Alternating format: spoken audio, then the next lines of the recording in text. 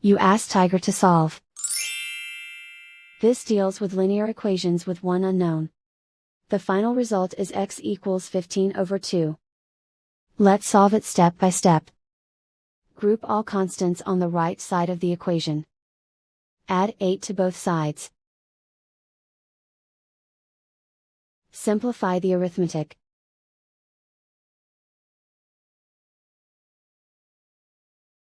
Isolate the x. Multiply both sides by inverse fraction 3/4.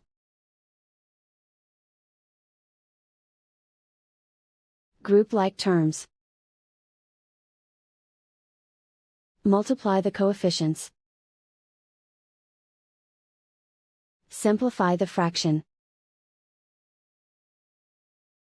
Multiply the fractions. Simplify the arithmetic.